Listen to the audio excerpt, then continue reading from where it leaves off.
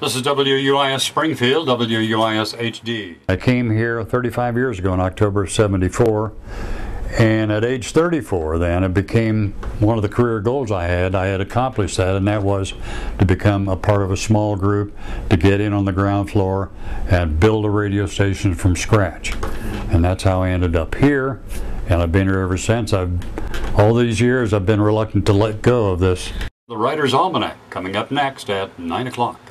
I was trying to make a decision what I was going to do. I went from engineering to accounting to geology and business at the U of I, and learned that it wasn't really what I was interested in, or didn't interest me really. But when I got to Carbondale, I was looking through the academic calendar, and I found that they had just put a radio station on the air in 1958, and students were actively involved in running the radio station. And just on a lark, I thought, oh, that sounds like a real trip. I think I'll give it a try. So I signed up through the College of Communications and indicated that my major would be radio television. The Los Angeles Times, who has been reporting on a particularly gruesome example of prisoner torture. I came to Springfield in 1965 to become news director at WCVS, which is AM 1450 now in town. Jeff Bossert reports from Urbana.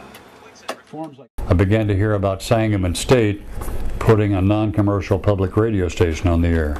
I started looking into it. I confirmed what I had heard and began an active campaign of lobbying for it, the job, put in an application and was hired, lucky enough to be hired. One of the first things I remember covering was Sangamon State had a campus downtown in what is now the Leland office, what used to be the Leland office building, or Leland Hotel. It's now the Commerce Commission.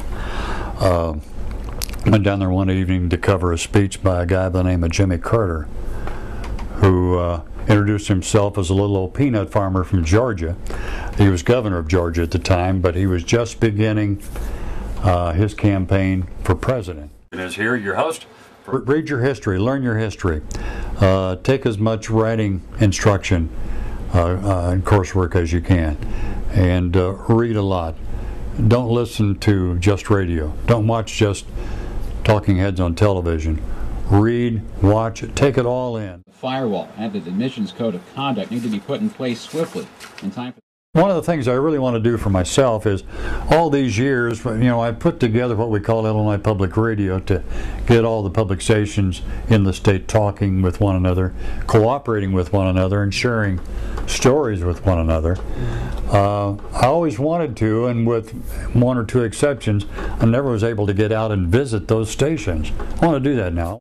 Working at the university and in the university environment with young students, I think really, in a lot of ways, has kept me young, because believe it or not, and I think my kids from time to time kind of marvel at how the old man seems tuned in to a lot of the things that they're tuned in, but I attribute that directly to being around the students who work at the station, some of course in the newsroom, and particularly those that we host through the Public Affairs Reporting Program from UIS. So when you sign off on the 25th, we won't hear Rich Bradley on the radio ever again? Well, I wouldn't say that. As you well know, the station's in transition right now. We're monitoring, got a lot of new digital stuff come in, but I expect I'll be back out here from time to time to take a look at that, take it with it. And I think I've already talked with Bill. He's thinking about some things they want to do around the holidays, maybe, and have me come in and voice those. Here's what was going on at WUIS or WSSR 15 years ago at this time. Those kind of things. I'm happy to do that.